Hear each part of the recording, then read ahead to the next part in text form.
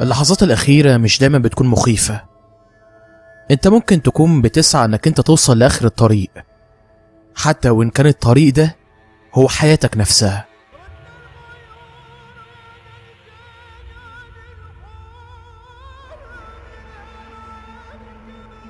أنا اسمي شيماء وبيقولوا لي يا شامة، وزي ما يكون فعلا ليا نصيب من اسمي. أنا عندي شامة في وشي لونها أحمر. كنت زمان بتضايق منها جدا، لكن مع الوقت اكتشفت إنها حاجة كده زي ما تكون علامة مميزة.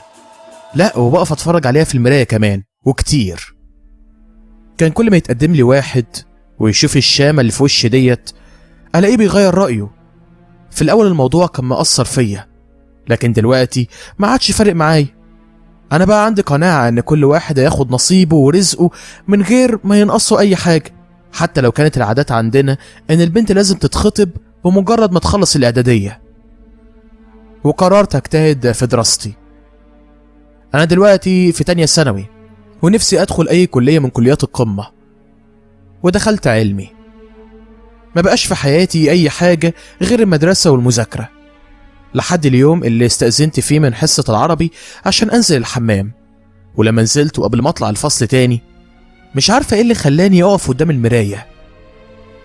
ما كنتش عايز أشوف وشي، ولا أنا بهتم أصلا بالكلام ده، لكن حاجة غريبة قوي بتخليني أعمل كده، زي ما تكون حاجة بتتكلم جوايا وبتقولي ركزي في المراية.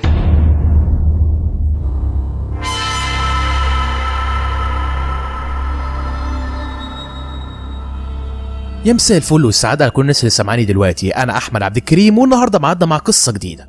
طيب، قصة النهاردة هي قصة مستوحاة من أحداث حقيقية، وهي من كتابة الكاتب الغريب اللي أفكاره أغرب، اللي أنا من النهاردة هطلق عليه اسم الكاتب العجيب، محمد عبد الرحمن شحاتة. أنا بشكره جدا، وأشكرك أنت يا صديقي على الاستماع، بس مش دلوقتي، بعد ما تسمع القصة. دلوقتي بقى لو انت متعرفنيش، فانا واحد بيقدم قصص صوتيه، ودي قصه منهم اتمنى انها تعجبك. ولو عجبتك اعمل سبسكرايب عشان انت لو حابب تتابع الفيديوهات اللي جايه.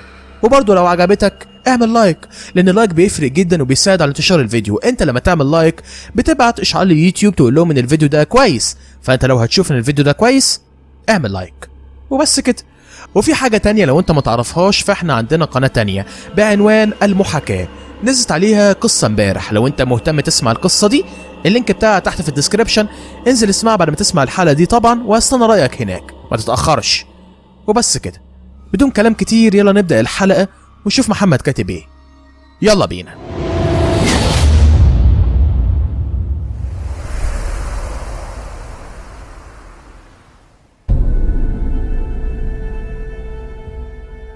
انا حسيت ان الدنيا بتضلم من حواليا، كل حاجة بتختفي، وما عدتش شايفة غير المراية قدامي، واللي اتفاجئت انها مش بتعكس الحمام من ورايا، دي كانت بتعكس مكان تاني خالص. التفيت ورايا كده عشان اشوف المكان اللي ظاهر فيه المراية ده، لكن لقيت الدنيا طبيعية. التفت للمراية تاني ولقيتها برضه بتعكس نفس الصورة. المكان بقى كان عبارة عن كهف، قاعد قدامه واحدة ست ملامحها مش باينة، هدومها كلها ألوان زي ما تكون بدوية، قدامها راكية نار، وكان في واحدة قاعدة قدامها ظهرها ليا. ما كنتش عارف بيعملوا ايه، فضلت ابص للمراية وانا مش فاهمة اللي بيحصل ده، لكن فجأة لقيت الست اللي ظهرها ليا دي بتتلف كده، واتفاجئت انها امي. انا رجعت بظهري لورا كده وانا بشهق، لكن لقيتها بتكلمني وبتقولي النهارده اليوم الاول يا شامة. بعدها المراية رجعت لطبيعتها تاني، كل حاجة كانت ظاهرة فيها اختفت، وانا حسيت ان انا كنت في غيبوبة. معرفش انا شفت اللي شفته ده ليه، وليه امي يعني ظهرت لي في المكان ده، وليه بتقولي النهارده اول يوم او اليوم الاول. فتحت الحنفية عشان اغسل وشي، وبعدها خرجت عشان اطلع الفصل، لكن لما وصلت اتفاجئت ان حصة العربي خلصت، واللي شغالة دلوقتي حصة الكيمياء. بقيت واقفة مستغربة، ازاي فات الوقت ده كله؟ انا استأذنت في اول الحصة، ازاي في دقايق الحصة خلصت واللي بعدها بدأت كمان؟ دخلت الفصل وقعدت مكاني، ولقيت زميلتي اللي جنبي بتقولي انتي اتأخرتي ليه كده يا شيماء، في ايه؟ كان افضل رد ان انا اسكت، ما هو انا ما عنديش تفسير للي حصل ده. كل اللي انا عايزاه ان اليوم ده يخلص على خير واروح البيت عشان اشوف امي.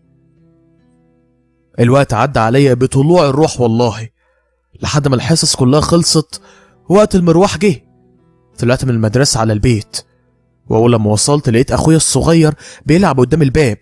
ندهت عليه وقلت له: هي ماما فين يا علي؟ كان مشغول في اللعب، لكنه قال لي: ماما في المطبخ، وسابني راح يكمل لعب. وانا دخلت البيت وعلى طول رحت على المطبخ ولقيت امي واقفه فيه، واول لما شافتني لقيتها بتقول لي: الحمد لله على السلامه يا شامه. حطيت شنطتي على الارض كده وقلت لها: الله يسلمك يا امي. ولقيتها لاحظت ان في حاجه غريبه قوي، عشان كده سالتني: مالك، حصل حاجه النهارده؟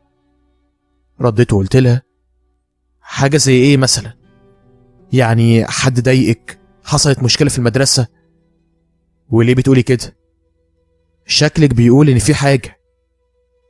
ولقيتني اترددت وقلت لها: لا ابدا، مفيش اي حاجه، انا بس تعبانه شويتين. سبتها وخرجت من المطبخ وخدت شنطتي، رحت على الاوضه بتاعتي عشان ارتاح شويه، لكن لقيتها جايه ورايا وبتقول لي: ابوك هيرجع من الشغل بعد ساعتين، ارتاح شويه دول والغدا هيجهز على ما هو يعني يكون رجع. وسابتني وقفل باب الاوضه وراه وهي خارجه، وانا اتمددت على سريري كده حتى من غير ما اغير هدومي. كان كل تفكيري ليه شفت ده في المرايه، لكن بدات احس بنفس الاحساس، حاجه جوايا كده بتخليني اقوم من السرير واروح اقف قدام مرايه التسريحه، ونفس الصوت كان بيقول لي: ركزي في المرايه. كنت ببص في المرايه وبركز، ومش عارفه ليه بنفذ اللي بيطلب مني، والكلام الغريب ده بيجيلي. ومن تاني الدنيا بتضلم وما عدتش شايفه قدامي غير المرايه. كان ظاهر فيها نفس المكان، نفس الست بهدومها الملونه، وبرضه كانت قدامها واحده ظهرها ليا. ولما التفت تاني لقيتها امي، وبرضه قالت لي نفس الكلام: النهارده اليوم الاول يا شامه. غمضت عيني علشان اوقف التفكير اللي بدأ يستنزف قوتي، وفضلت واقفه لحد ما سمعت خبط على الباب. فتحت عيني ومن تاني لقيت كل حاجه طبيعيه، وسمعت الخبطه من تاني، وبعدها صوت امي وهي بتقول لي: الغدا جاهز يا شامه. ازاي الوقت بيعدي بسرعه كده في الدقايق اللي بشوف فيها اللي بيحصل ده. خرجت من الاوضه علشان الغدا، وكان ابويا قاعد وجنبه اخويا، وامي لسه بتجيب شويه اطباق من المطبخ. قررت اساعدها زي كل يوم، لكن لقيتها بتقول لي: اقعدي انت بس، شكلك مرهق، اقعدي. اول لما قعدت لقيت ابويا بدا يتكلم معايا وبيقول لي: اخبارك ايه يا شيماء، ولا بتحبي اسم شامة اكتر؟ ابتسمت ابتسامه خفيفه كده وقلت له: سواء الاسم ده او ده فهو في الاخر انا. شكلك تعبان او بتفكري في حاجه، انتي عندك مشكله؟ لحد دلوقتي مش فاهمه ليه امي طلبت مني ان انا ارتاح لحد ما الغدا يجهز، وليه ما خلتنيش اساعدها زي كل يوم وقالت لي اقعدي، وليه ابويا بيقول لي شكلك مرهق. هو انا في حاجه غريبه ومش شايفاها ولا ايه؟ والاول مره ما يكونش ليا نفس ان انا اكل. الرغبه اتعدمت عندي بطريقه عمرها ما حصلت. حتى هم لاحظوا كده، ده حتى لقيت علي اخويا بيقول لي: انت ليه مش بتاكلي يا شام؟ حاولت اكل على قد ما اقدر علشان يعني ما يقلقوش عليا، وما دخلتش بقى في اسئله زي ليه مش بتاكلي، ايه اللي حصل، في مشكله مخبيها علينا ولا ايه. كفايه انهم ملاحظين ان انا غريبه النهارده. انا كمان بعد اللي حصل معايا حاسه ان انا غريبه، ما كنتش متقبله الاكل، عشان كده قمت وسبته. والغريبه انهم ما ضغطوش عليا علشان اكل بالعافيه. دخلت اوضتي وكنت حاسه بصداع رهيب وبتكسير في جسمي كمان، زي ما اكون اخدت دور برد فجاه. حسيت برغبه شديده في النوم، لدرجه ان الرغبه دي كان معاها هبوط كنت هقع منه في الارض. بالعافيه وصلت للسرير، اتمددت، وبمجرد ما راسي لمست المخده حسيت ان انا بتنقل لعالم تاني.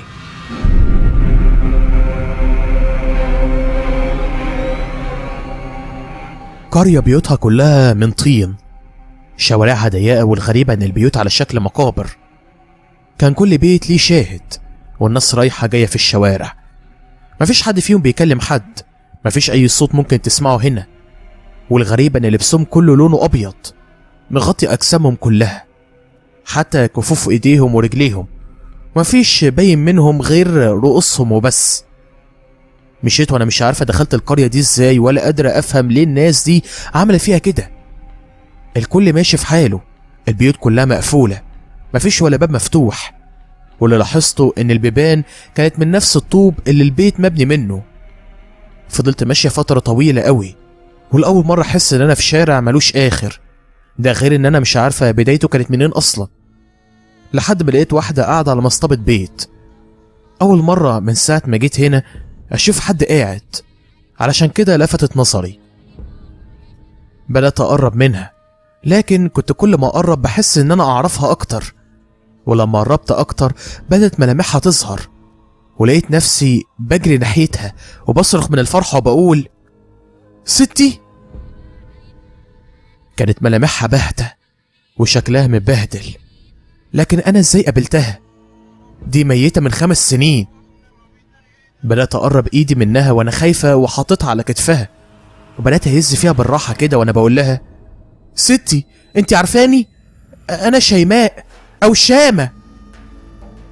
أنا حسيت إن ستي صامتة أكتر من كل الناس اللي رايحة واللي جاية هنا.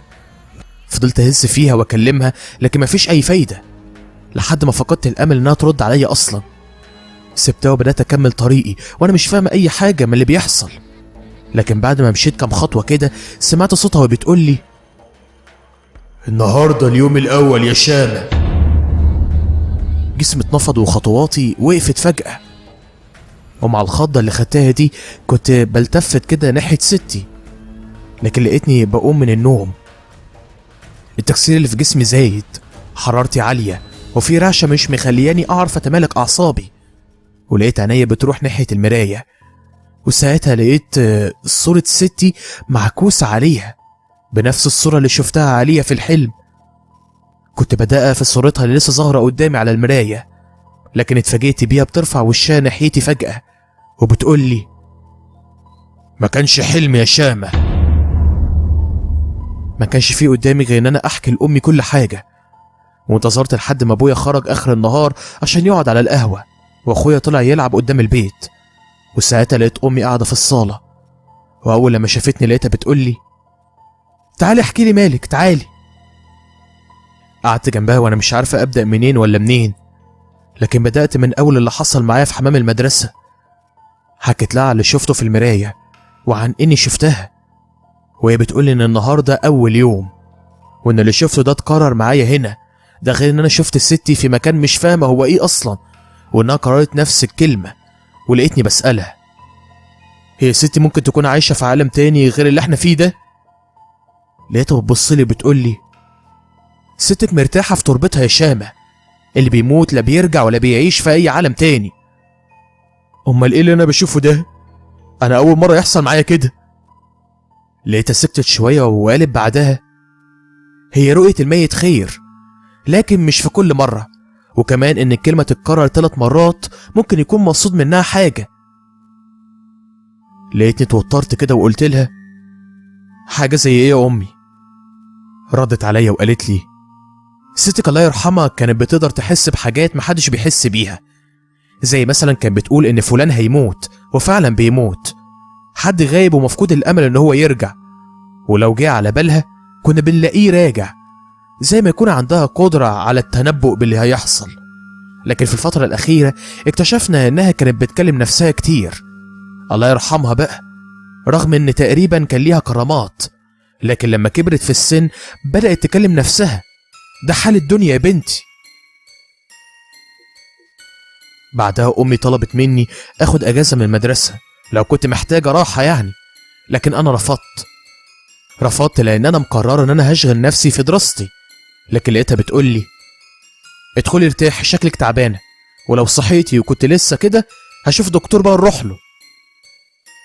كان احساس جوايا ان انا مش محتاجة دكتور. انا حاسة بخوف رهيب مش عارفة جايلي منين. اليوم فعلا بالنسبة لي مخيف. أحاسيس غريبة كنت بحس بيها.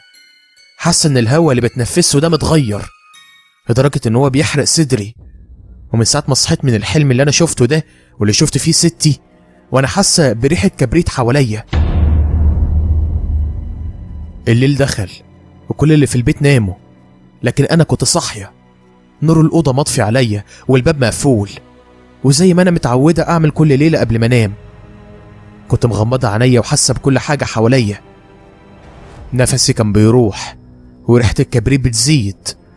بدأت أفتح عينيا وحسيت إن الضلمة في الأوضة بقت أكتر من الأول، والغريب إن أنا كنت بلمح خيالات رايحة جاية قدامي.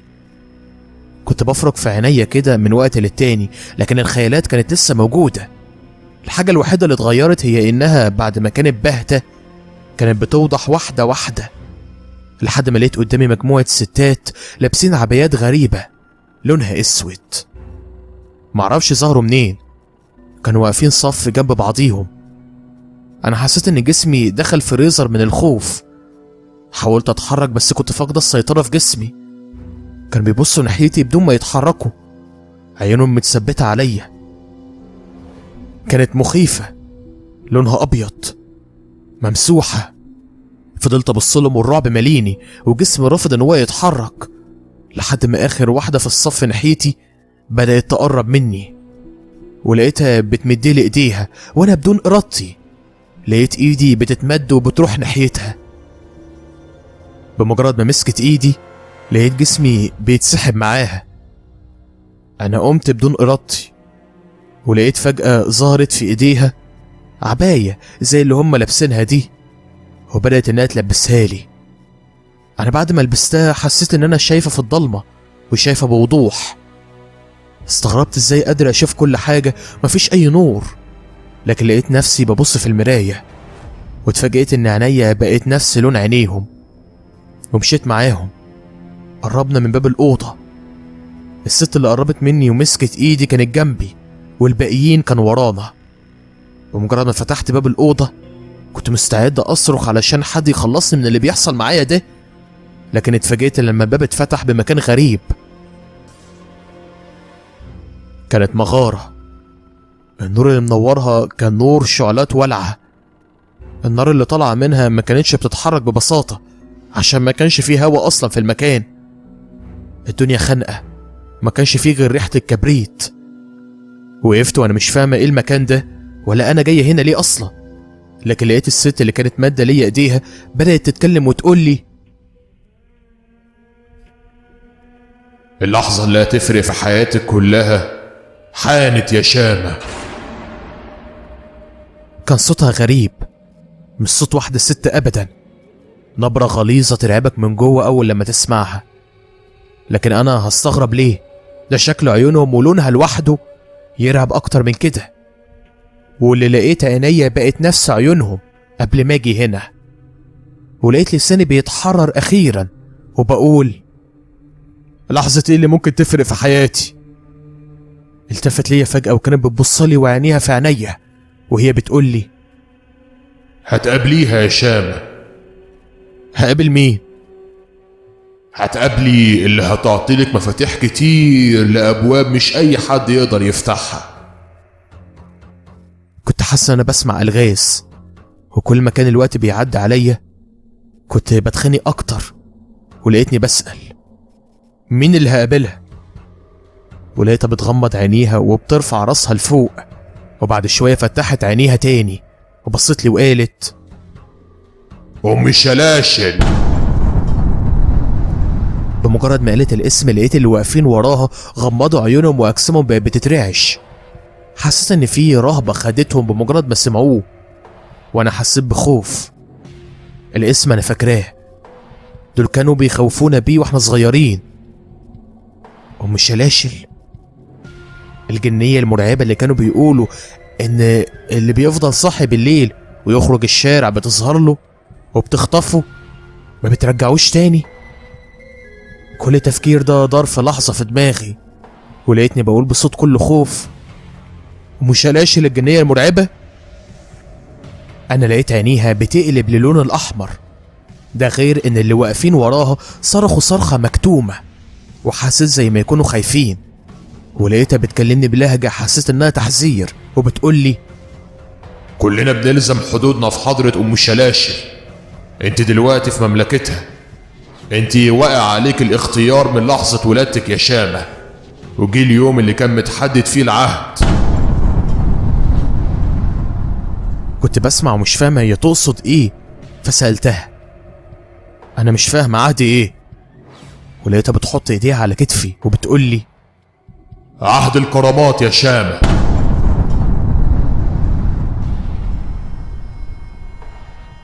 الكلمة كانت مرعبة بالنسبة لي. انا معرفش حاجة عن كرامات والكلام ده، ومعرفش ايه اللي مخليني ادخل في الحاجات دي اصلا، وانا عمري ما شغلت بالي بيها. انا كل هدفي ان انا ادخل كلية قمة. كنت بتمنى ان انا اكون بحلم واصحى واخلص من اللي انا شايفاه ده. حرارة المغارة بدأت انها تزيد، ريحة الكبريت اللي مالية المكان كانت مش مخلياني اتنفس، وفجأة لقيت النار اللي في الشعلات بدأت تتحرك، وزي ما تكون في عاصفة جاية من بعيد. صوت هوا مخيف كان بيخبط بين حيطان المغارة، لدرجة ان الرمل اللي في الارض كان بيطير والمكان اتملى غبار. ما كنتش شايفة اي حاجة حواليا. حسيت ان انا جوه اعصار ترابي عازلني عن كل حاجة. حاولت اصرخ لكن حسيت باحساس كده غريب جوايا بيمنعني من ان انا اصرخ. غمضت عيني وحطيت ايدي على ودني ونزلت على ركبتي في الارض. الدموع كانت هتنزل من عينيا لحد ما لقيت الدنيا حواليا بدأت تهدى، ومع الوقت كل حاجة سمعها وحاسة بيها راحت. بدأت ارفع راسي وافتح عينيا واحدة واحدة، ولقيت قدامي واحدة واقفة. لما بصيت لها كده حسيت انها من بره العالم ده، نفس الشخصيات اللي بتظهر في افلام الفانتازيا. الشعر الاصفر، العيون الزرقاء، ولابسه فستان حرير بيفرش الارض من وراها. بصيت حواليا علشان اتاكد ان انا في المغاره.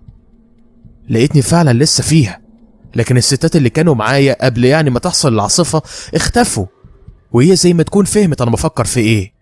عشان كده لقيتها بتقولي: هما كان دورهم يوصلوكي هنا وبس. ولقيتها بتمديلي ايديها. رفعت ايدي ناحيتها كده وساعدتني ان انا اقوم من الارض.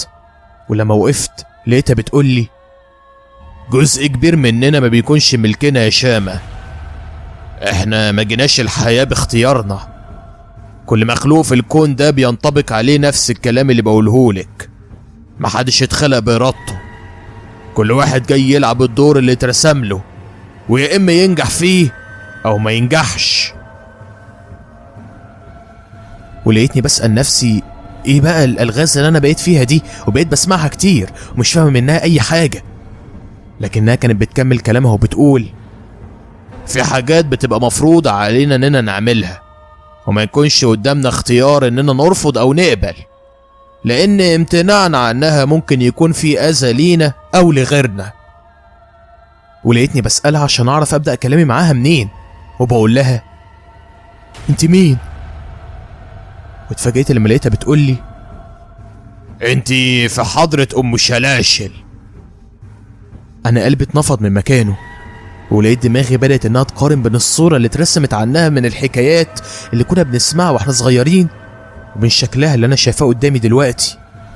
لكن لقيتها بتجاوبني على السؤال كنت لسه هسأله وبتقولي: انا ما اقدرش اظهر لك في الشكل الحقيقي يا شامة. لازم تعرفي ان كل عالم ليه طبيعته مختلفة عن التاني، ليه مخلوقاته اللي شكلها بيكون ملائم لطبيعة العالم اللي هي عايشة فيه. لازم تعرفي ان مفيش حاجة هنا اسمها مخلوق شكله قبيح. يمكن البشر بيشوفوا ده قبح لانهم مش متعودين انهم يشوفوا غير الحاجات اللي مألوفة بالنسبة لهم، لكن ممكن الحاجة اللي بتكون حسب مقاييس البشر قبيحة تكون هي الجمال المطلق في عوالم تانية. انا ما بقاش عندي القدرة ان انا اتحمل الغاز اكتر من كده. عشان كده سألتها وقلت لها: انا مش عارفة انت ليه بتقولي لي الكلام ده. انا بقولك كده عشان انت اتكتب عليكي طريق لازم تمشيه، ولازم تعرفي ان لون عيونك اللي اتغير قبل ما تيجي هنا ما كانش صدفة. لو لاحظتي انك انت كنت قادرة تشوفي كويس قوي في الضلمة، ومن اللحظة دي انت هيبقى ليكي قدرة انك انت تشوفي حاجات كتير قوي، تشوفي اللي ممكن يحصل قبل ما يحصل، تشوفي مخلوقات ممنوع عن البشر انهم يشوفوها الا الناس اللي بيبقى ليهم كرامات. ربك كده يا شامة.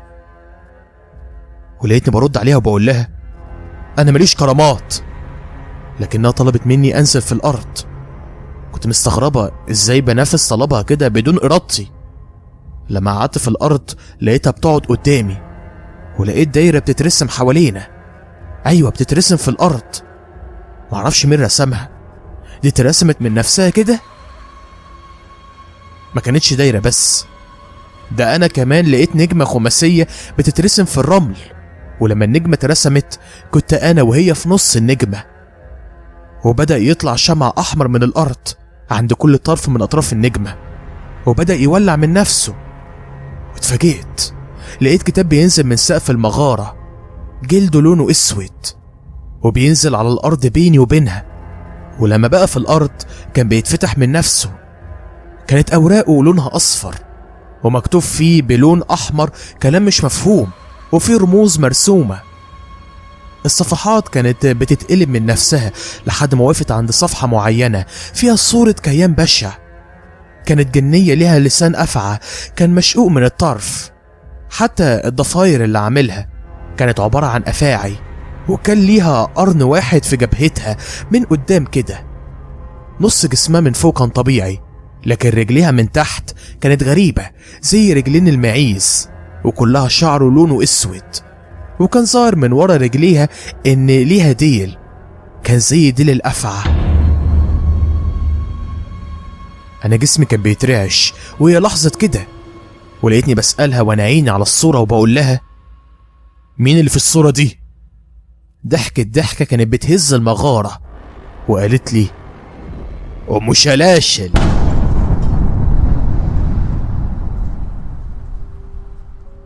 انا دماغي كانت بتلف، امال اللي قاعده معايا دي مين؟ لقيتها بتقرب ايديها مني كده وبتحطها على راسي، وبايديها التانية بتقلب صفحات الكتاب لحد ما وصلت لصفحة مكتوب فيها كلام داخل في بعضه، وبدأت تقرا. ما كنتش فاهمة ولا كلمة، لكن حسيت بجسمي بيسخن وزي ما يكون في زيت مغلي بينقط في ودني. ما كنتش قادر اصرخ، حسيت ان حاجة مسكت لساني فجأة، واول لما فكرت في كده لقيت عينيا بتقفل غصب عني. ما عدتش شايفه اي حاجه، ومع الوقت حسيت ان الجو بيتغير ومش ثابت، شويه برد وشويه حر نار. الالم كان بياكل في جسمي، لكن مع الوقت لقيته بيقل، حتى الصداع بدا ان هو يروح. حسيت ان انا قادر استوعب واحس بالمكان من حواليا تاني، لحد ما كل حاجه سكتت فجاه. بدات افتح عينيا. في البدايه كل حاجه كانت مشوشه، لكن لما بدأت الرؤية توضح قدامي لقيتني شايفها أم شلاشل، لكن ما كانتش بنفس الصورة اللي شفتها فيها أول لما جيت المغارة هنا، كانت بنفس الصورة اللي كانت موجودة في الكتاب. أنا كنت مستغربة نفسي، معرفش إزاي كنت متقبلة شكلها وهي قاعدة قدامي كده. ده حتى المغارة من حواليا لما فتحت عينيا ما كانتش زي ما هي لما غمضت. ده أنا لقيت حيطان المغارة كلها مخلوقات غريبة شكلها مخيف وقصيرة، من طول شبر لحد مترين تقريبا، وكان كل واحد شكله مختلف عن التاني. الشيء المشترك الوحيد بينهم هو اللون، كان لونهم اسود، وعيونهم يا اما لونها اصفر وفيها نني كده اسود، يا اما لونها احمر كلها. الذهول كان مسيطر عليا ومش عارف انطق، وهي لحظة كده ولقيتها بتقولي ما كانش ينفع تشوف اللي انت شايفاه دلوقتي قبل ما عهد الكرامات يتم. كان صوتها مختلف عن الأول، أنا لقيتها شبه فحيح الأفاعي، حتى وهي بتتكلم لسانها كان بيطلع لبره، وكانت مخيفة جدا. بس أنا مش خايفة، لكني رديت عليها وقلت لها إزاي ما كنتش شايفة كل ده؟ في اللحظة دي كان الكتاب اللي موجود على الأرض بينا ده بيتقفل، وبينزل مخلوق من اللي كانوا في السقف وبيشيله، وبيطلع للسقف تاني، وبيجي مخلوق تاني بيشيل الشمع الأحمر اللي كان والع على أطراف النجمة وبيطفيه وبياخده وبيمشي، ومخلوق تالت بيجي يمسح الدايرة والنجمة الخماسية. كنت مستغربة من اللي أنا شايفاه ده، لكنها قالت لي: اظن كده انت عرفتي مين اللي نزل الكتاب من فوق، ومين اللي حط الشمع وولعه، ومين اللي رسم الدايرة والنجمة اللي فيها. كل ده كان محجوب عنك، حتى الشكل الحقيقي كان محجوب عنك، بس العهد فتح البيبان المقفولة قدامك وشال الحجاب اللي موجود على عيونك. النهاردة اليوم الأول يا شامة في حياتك الجديدة. كده أنا فهمت ليه كنت بسمع الكلمة دي في اللي شفته. أنا حتى حاسة إن أنا متقبلة كل حاجة شايفاها قدامي وكأني متعودة عليها. ولقيتها بتتكلم من تاني وبتقولي: من النهاردة يا شامة انت حلقة وصل بيني وبين ناس كتير موجودين في العالم بتاعك، ولما تخرجي من هنا مش هتشوفي الناس كلها زي بعضها. في ناس هتلاقيهم متعلمين بعلامات. انا اقدر اخليك تشوف الموت قبل ما يحصل والحوادث قبل ما تتعمل. هتلاقي نفسك عندك طاقة تعملي حاجات كتير قوي ما كنتيش تتخيليها.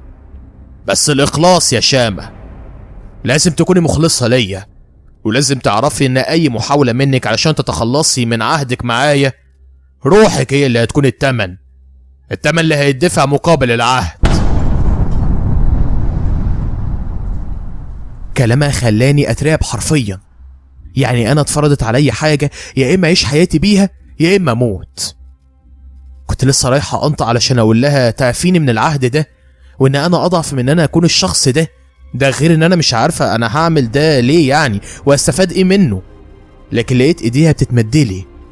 كانت ضوافرها طويلة ولونها اسود ومخيفة، لكن كان فيها سلسلة، وانا برضو بدون ارادتي لقيتني باخدها منها وبلبسها في رقبتي. وبعدها قالت لي: السلسلة دي هتفكرك بالعهد على طول، اوعي تفكري تتخلصي من العهد يا شامة.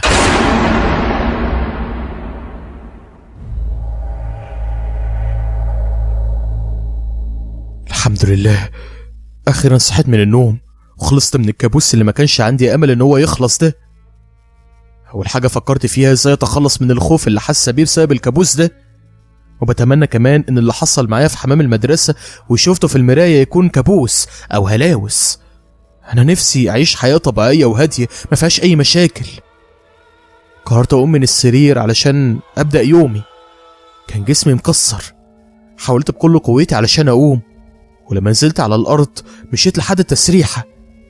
وقفت قدام المرايه، لكن اول لما عيني جت على صورتي المعكوسه فيها لقيتني برجع لورا وايدي بتقرب ناحيه رقبتي، وجسمي حسيت ان هو فيه شوك من كتر الخوف. السلسله،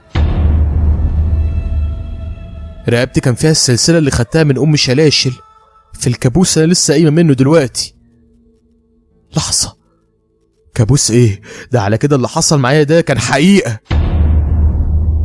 مديت ايدي على السلسله عشان اشيلها، لكن حسيت بالصدمه في ايدي زي ما يكون اتصعقت بصعق كهربي. كنت كل ما احاول اشيلها كانت نفس الصدمه بتحصل. انا كنت بمسك نفسي علشان ما اصرخش وحد يسمعني، وفي الاخر قررت اخرج من الاوضه. رفعت الياقة البيجامه للاخر كده علشان السلسله ما تبانش. هي شكلها غريب، عباره عن قلب على شكل وش تقريبا فيه قرون، وطلع منه لسان افعى مشقوق من الطرف. هي نفس صورة ام شلاشل اللي شفتها في الكتاب، وظهرت لي بعد ما قريت اللي قريته عليا. وطبيعي لو حد شافها هيسألني ده ايه، وانا علشان مش فاهمة اي حاجة ومش مستعد ادخل في مشاكل دريت السلسلة لحد ما اشوف حل. انا كنت عارفة ان السلسلة دي مش هتتخلع بسهولة، ويمكن مش هتتخلع الا بموتي. ده لو اعتبرنا ان كده يعني بنقضي العهد. خرجت من الأوضة، وأول لما أمي شافتني قالت لي: صباح الخير يا شيماء، اغسلي وشك يلا على ما أكون حضرت الفطار، لازم تفطري قبل ما تروح المدرسة. كنت سامعاها لكني ما ردتش. أنا كنت واقفة وأبص للخيال الأسود اللي ماشي ورا أمي، ولقيت أمي بتقولي من تاني: أنا بقولك صباح الخير يا شيماء، مش سامعاني؟ ها؟ لا سامعاكي، صباح النور يا أمي. سابتني ودخلت المطبخ، والخيال ده كان متابعها كأنه جزء منها. وفجأة لقيت أبويا صاحي وخارج من أوضته، وأول لما شافني صبح عليا وقال لي: شكلك النهاردة كويسة، انت عندك أي مشكلة أو حاسة بأي حاجة؟ لا الحمد لله يا بابا، ما عنديش أي مشكلة. وشوية وعلي أخويا قام من النوم والفطار جهز وقعدنا على السفرة عشان نفطر سوا. أنا حاولت أتعامل عادي وآكل برغم اللي كنت شايفاه مش عادي وغريب. أنا شفت ستي قاعدة معانا بالكفن بتاعها، كانت قاعدة على ترابيزة السفرة والخيال الأسود اللي متابع أمي كان وراها برضه. ولقيت حاجة بتلمس في ودني بتقولي اللي بتشوفيه دلوقتي مش أول مرة يحصل، الوضع ده موجود من فترة. الست الجاية تاخد أمك وموجودة معاكم في البيت، والخيال الأسود ده علامة بتكون ملازمة الواحد في أيامه الأخيرة، علامة بيتعلم بيها الإنسان عشان ملك الموت ينهي مهمته بسرعة. أنا حسيت إن الأكل وقف في زوري، قمت من على الكرسي فجأة ورحت عند أمي وفضلت أحضن فيها وأعيط. كلهم كانوا مستغربين من اللي بعمله ده، ولقيت أبويا بيقول لي مالك يا شيماء بتعملي مع أمك كده ليه؟ ما كانش عندي رد أقوله غير إن أنا قلت له لا أبدا مفيش، بس أنا تخيلت حياتنا من غيرها ممكن تكون عاملة إزاي. لقيته ساب الأكل كده وبيقول لي إحنا لسه الصبح، إيه لازمة الكلام ده؟ ولقيت علي أخويا بيقول لي ما تقوليش على ماما كده، اوعي. لكن الأغرب من كل ده إن الستي اللي شايفاها قاعدة معانا بكفنها كانت بتبصلي وبتبتسم ابتسامة غريبة قوي. قمت من على السفرة ودخلت أوضتي علشان أغير هدومي وأجهز للمدرسة. خلصت بسرعة وخدت شنطتي وخرجت، مش عارفة أوصف ولا أتحمل اللي شايفاه قدامي دلوقتي وأنا ماشية في الشارع. تقريبا نص الناس اللي شايفاهم دلوقتي وراهم خيال أسود، وفي ناس الخيال ده كان لونه أبيض زي الدخان. ولقيت نفس الصوت بيهمس في ودني تاني وبيقول لي الخيال اللي معاه ده بيبقى لونه أبيض، ده معناه إن خلاص ساعته قربت قوي.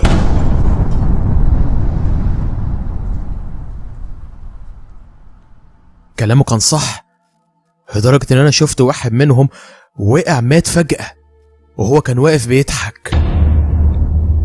افتكرت كلام أم شلاشل لما قالت لي إنك أنت هتشوفي الموت قبل ما يحصل، لكن أنا ما كنتش قادر أتحمل ده. إزاي أعيش وأنا شايف الموت بيتجسد قدام عينيا ورا كل واحد يومه الأخير قرب؟ إزاي هعيش كده؟ حد يرد عليا، إزاي هعيش كده؟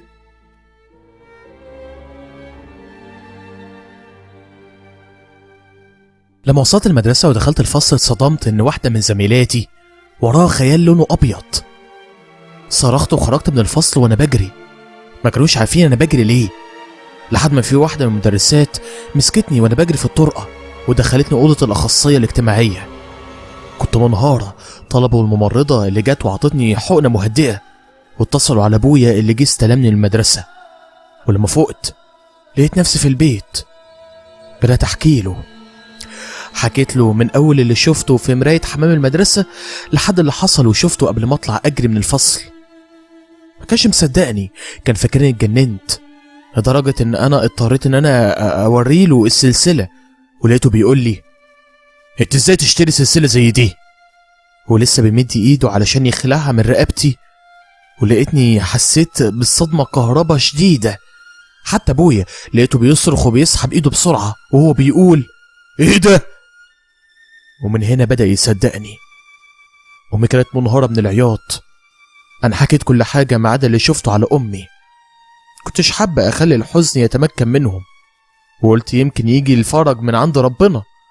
ولقيت أبويا بيقول لي احنا لازم نشوف حد من اللي بيفهم في الكلام ده، لازم يتصرف في اللي بيحصل. الأيام كانت بتعدي، كنت عارفة اللي هيموت واللي هيحصل واللي هيتعب. كنت شايفة ستي موجودة في البيت قريبة من أمي باستمرار، لحد اليوم اللي قلت فيه لأبويا إني عايزة الموضوع ده ينتهي بأي طريقة.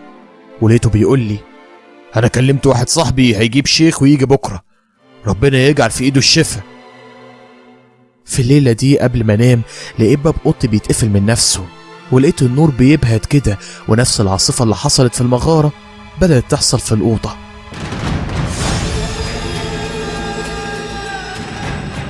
للمرة التانية برضو بغمض عينيا غصب عني، ولما الدنيا هديت فتحت ولقيتها كانت أم شلاشل بنفس الصورة اللي كانت مرسومة بيها في الكتاب. لقيتها بتقرب مني ولسانها طالع بطرفه المشقوق، وبتقرب ايديها اللي فيها مخالب لونها اسود مني، وبتمسكني من رقبتي وبتقولي: انا حذرتك من انك تخلصي على العهد. انت حلقة الوصل بيني وبين العالم هنا. اي محاولة منك انك انت تنهي اللي انا عملته، علاقتك بالعالم ده هتنتهي. ايديها كانت خانقاني، معرفتش اتكلم، لكن بعد ما قالت لي كده لقيت لسانها بيقرب من وشي وبدأ يلمس رقبتي. كانت بتضغط على رقبتي بشدة لدرجة ان خلاص حسيت ان انا هفقد الوعي، وفعلا وقعت في الارض وانا مش حاسة بنفسي. ولما فقت ما لقيتش حد معايا في الأوضة، لكن كنت حاسة بألم رهيب في رقبتي. قربت من مراية التسريحة وبدأت أبص على رقبتي، ولقيت فيها خربشة مكان ما كانت مسكاني. خرجت من الأوضة أشوف أبويا لكني ما لقيتوش، لكن اللي لقيته صدمني. الخيال اللي كان متابع أمي لونه بقى أبيض، وشفت الست بالكفن بتاعها قاعدة لازقة في أمي. والأغرب من كده إن على أخويا كان وراه خيال اسود.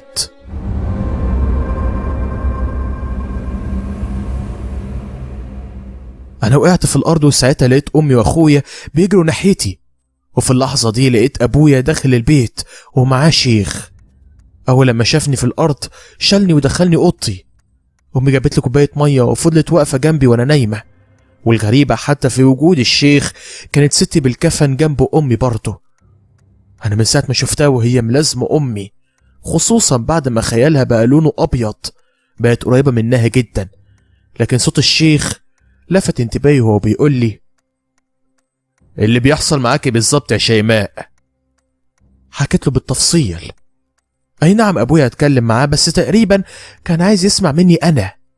ولما خلصت كلامي حسيت بالحيرة على وشه وهو بيقول لي: انا كنت فاكر الموضوع غير كده. علاجك مش عندي، ومش اي حد يقدر يعالجك، بس اطمني، انا اعرف واحد بيعالج الحالات اللي زي دي واصعب من كده كمان. ولقيت ابويا بيقول للشيخ وصوته كله قلقان: يعني هي ملهاش علاج؟ ولقيت الشيخ بيطمنه وبيقول له: اللي عندها مش مس ولا سحر، دي مرصودة من جن تحت الارض، عاوزها تكون اداة في ايده. وكويس اننا اكتشفنا الموضوع بدري. البنت اللي هتعالجها دي من البدو، عايشة في العريش. ابويا خد بيانات الست من الشيخ، كان اسمها ميمونة. ولقيته بيقول لي: من الفجر نتحرك نروح العريش. الليل فات وكلنا صاحيين. كان الشيخ مشي، حتى ابويا طلب منه هو يرقيني او يقرا عليا اي قرآن، لكنه رفض وقال ان هو خايف اي حاجة من دي في الوقت الحالي تضرني انا، لكن بعد ما الموضوع ينتهي ممكن يعمل من باب التحصين مش اكتر. وفعلا مع الفجر ابويا كان جايب عربية وخدني ومشينا. امي واخويا فضلوا في البيت، المشوار كان طويل عليهم ومش عارفين احنا هنقعد فيه قد ايه. طول الطريق ما كنتش بتكلم، اكتر من 7 ساعات وانا سرحانة لحد ما وصلنا العريش. كنت اي حد بشوفهم العربية وبشوف وراه الخيال اللي لونه اسود او ابيض كنت بغمض عينيا عشان ما بقتش قادر اشوف ده لدرجة ان انا على اخر الطريق السواق اللي معانا كان ظاهر وراه خيال اسود، وكان صوت بيهمس في ودني وبيقول لي: ارجع عن اللي هتعمليه، ما تنسيش ان حياتك هتكون التمن، احفظ العهد يا شامة.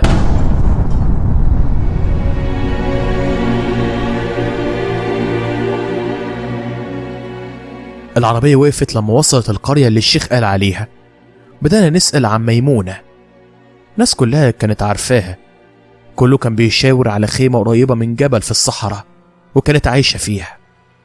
وصلنا الخيمة، وبمجرد ما العربية وقفت قدامها لقيت واحدة ست قاعدة.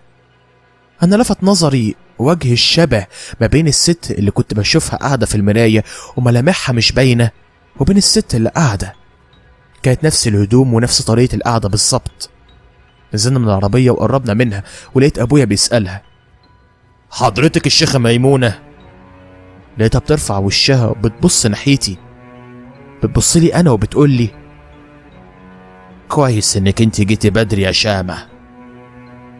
أبويا رجع ورا كده من الصدمة. إزاي هي عرفت اسمي؟ بس انا قلت يمكن في تواصل بينها وبين الشيخ وهو بلغها يعني، وانا ما كنتش قادر اتكلم بعد اللي شفته. لكن ابويا رد عليها وقال لها: انتي حد قالك اننا جايين؟ لقيتها بتبص ناحيته وبتقول له: اللي قال لي مش بشر يا ولدي، اللي بيتكلم جوانا كان معرفنا من زمان ان في بنت اتولدت وقع عليها الاختيار من الشيطانة بسبب الشامة اللي موجودة في وشها. بعدها دخلنا الخيمة وقعدنا، وبدأت تتكلم وتقول: مش كل شامة بتكون مجرد لون يا بنتي، في شامة بتكون منفذ للعالم السفلي، وبيكون سهل اختراق صاحبها من اي جن او شيطان. بيعتبروها علامة مميزة في البني آدم، وانهم من خلاله يقدروا يعملوا حاجات مش مسموح انهم يعملوها، رغم انهم عندهم القدرة يعملوا حاجات كتير قوي، بس قوانينهم بتحرم حاجات، فبيسخروا بعض الناس اللي بيختاروهم عشان يعملوا ده بعد ما يعملوا معاهم عهود. كنا بنسمع واحنا ساكتين ومصدومين من اللي بيتقال، لكنها كان بتكمل كلامها وبتقول: العين على ام شلاشل، شيطانة ملعونة، لها اغراض قانون الجن بيحرمها، عشان كده اختارتك ومنحتك قوة ملعونة. انت مع الوقت كنت هتبقي صورة بشرية منها. انا جسمي اتنفض، لكنها قالت لي: علاجك عندي يا بنتي، بس هتفضلي هنا اسبوع. ولقيت ابويا بيرد عليها وبيقول لها: هنقعد الفترة اللي هتقولي عليها وهدفع اللي تقولي عليه. لقيتها اتضايقت منه وقالت له: رد فلوسك يا ولدي، دي حرب قديمة بيني وبينها، وآن الأوان ننتصر عليها. قضينا الأسبوع، كان أصعب أسبوع شفته في حياتي كلها. ما كنتش قادر استحمل الألم اللي بحس بيه في جسمي وهي بتقرأ القرآن عليا، وأحيانا بتقرأ حاجات تانية بصوت واطي مش مفهوم منها أي حاجة، ده غير مية البير اللي جنب الخيمة بتاعتها واللي طلبت مني استحمى منها 3 مرات في اليوم. في الفترة دي كنت كل ما انام اشوف كوابيس ان انا مربوطة بحبال في مكان عالي وتحت نار، والحبال بتتفك واحدة واحدة، وبمجرد ما خلاص هقرب اقع في النار اصحى مفزوعة. ده غير ان انا كنت بشوف ايدين لونها اسود بتمسكني من رجلي وبتحاول تسحبني لمغارة ضلمة. كنت بصرخ لدرجة ان انا كنت بقوم من النوم مفزوعة وانا بصرخ فعلا. حرارتي كانت بترتفع، وكنت بحس بألم فظيع في جسمي، وبحس بحد بيضربني لدرجة ان انا بقوم مفزوع احيانا، وبحس بحد بيسحب روحي. لكن كل مرة كنت بقوم بلاقي ميمونة جنبي، بمجرد ما اشوفها كان كل ده بينتهي.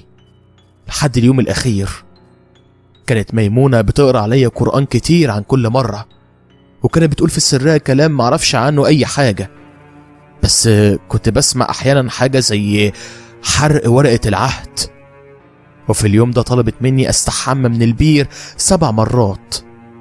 اليوم كان مرهق جدا لدرجة ان انا نمت على نفسي من التعب بالليل، وساعتها شفت نفسي في المغارة، وكانت ام شلاشل في صورتها البشعة ومربوطة بسلاسل والنار والعة فيها. كانت بتصرخ صرخة فظيعة، كان اقل وصف اقوله لما سمعتها ان كنت بموت من الرعب. في اليوم ده انا صحيت قبل الفجر عشان خلاص المفروض اننا خلصنا وهنرجع، لكن لما صحيت لقيت السلسلة اللي ما كنتش قادر اشيلها من رقبتي مخلوعة ومرمية جنبي من نفسها. وساعتها ميمونة قالت لي: اللي شفتيها بتتحرق دي مش ام شلاشل، ده العهد اللي هي عملته بينك وبينها. دلوقتي تقدري تعيشي حياتك وانت مطمنة، بس احذري انك انت تبص لنفسك في المراية من بعد المغرب بالخصوص، وخصوصا للشامة اللي موجودة في وشك. المرايات يا بنتي بوابات الشياطين والجن بيدخلوا منها لعالمنا، ولو حصل لك اي حاجة تاني مش عارفة ساعتها اكون عايشة ولا اكون رحت الرب كريم. مع السلامة يا بنتي. في اليوم ده رجعنا من العريش، كنت حاسة اني طبيعية، بشوف الناس عادية، مفيش اي خيالات. ابويا كان مبسوط، حتى السواق ما كانش ظاهر حواليه اي حاجة زي ما شفته واحنا جايين على هنا. لكن ما كنتش اتخيل لما نوصل عند بيتنا هنلاقي فيه زحمة وصريخ، واشوف اخويا مرمي في الارض وبيعيط، واعرف ان امي وقعت فجأة ماتت من دقايق بس.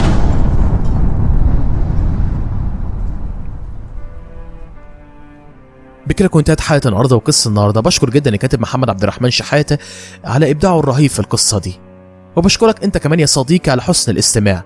لو انت جديد في القناه تعمل سبسكرايب على زر الجرس عشان يوصلك كل جديد، ويا ريت تعمل لايك لان اللايك بيفرق جدا وبيساعد على انتشار الفيديو. بس كده كان معكم احمد عبد الكريم، سلام عليكم.